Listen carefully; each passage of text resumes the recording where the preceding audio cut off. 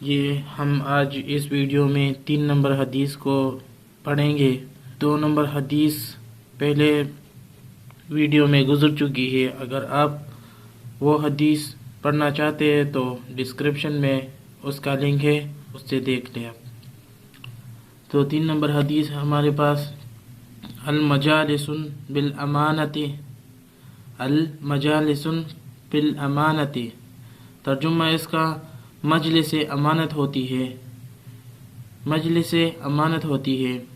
تشریح یعنی جو بات مجلس میں ہو وہ باہر نہیں کرنی چاہیے، کیونکہ بعض باتیں پردہ کی ہوتی ہے اور باہر کرنے سے انسان بے پردہ ہوتا ہے،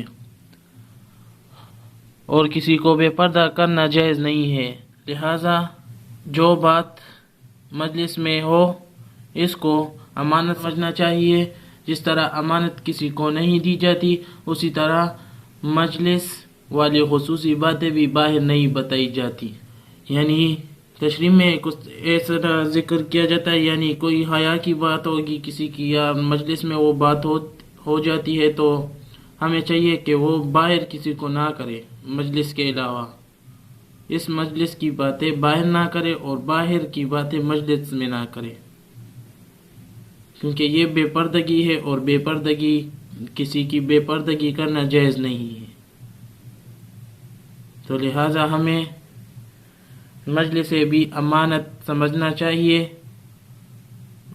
یعنی جس طرح امانت کو ہم کسی کو بھی نہیں دیتے، اسی طرح یہ مجلس کی خصوصی یعنی خاص باتیں کسی کو بھی نہ کریں۔ اگر ہمارے چینل کو سبسکرائب نہیں کیا ہے تو ہمارے چینل کو سبسکرائب کریں اور بیل آئیکن کو آل پہ کر دیں تاکہ ہماری ویڈیو آپ تک پہلے پہنچ سکے۔